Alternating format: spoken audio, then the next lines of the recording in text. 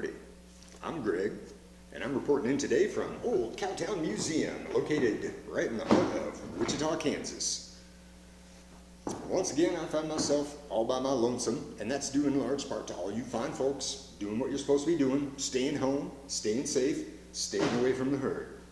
And I'm not going to sugarcoat it. It's going to be tough, but I have confidence that we're going to make it through it all right.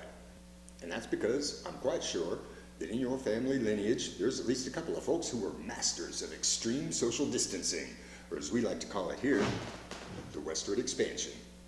So back in the day, plenty of city folks took a look around, decided they needed a little elbow room, maybe a little piece of ground to call their own.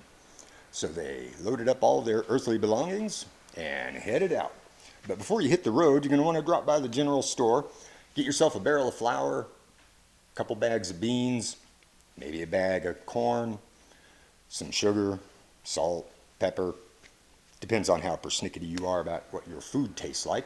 You're going to want to bring along both sets of clothes, some gardening implements, all your cooking supplies and cleaning supplies, and a stove.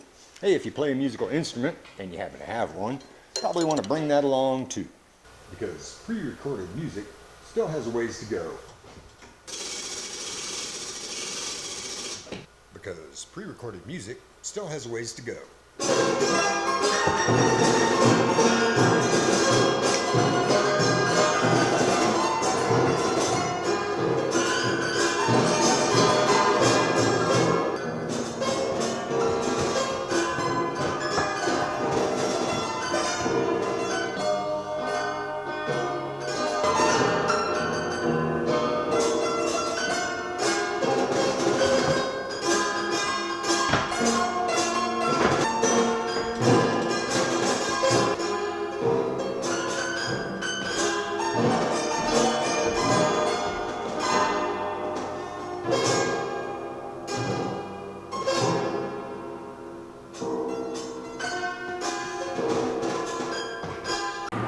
If you've got a cow, bring them along. That way you've got milk or meat if things go wrong. And if you've got a saddle horse, bring them along too. That way you've got transportation and, once again, meat if things go disastrously wrong. If you've got chickens, bring them along too. They don't take up much space. And then you've got eggs. So all now that's left is hitch up a team of horses to the wagon, load up the old family, and head on out. And in no time at all, you'll find yourself here, in the middle of nowhere. As we like to call it these days, Kansas.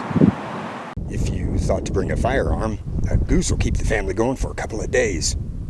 You'll be living out of your wagon until you get a proper house built.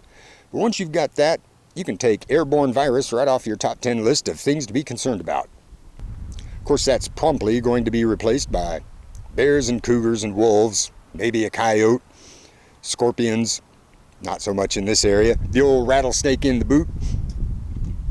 You've got the threat of starvation, drought, but if you can keep the old family unit going, which they did, you'll end up with folks like us. Now, I don't bring all this up to make your problems seem trivial. It's just something that we're not prepared for. But I think we've all got the tenacity to hunker down and make it through this okay. Once this all blows over, I hope you'll be so kind as to drop by the museum and say hello. Thank you.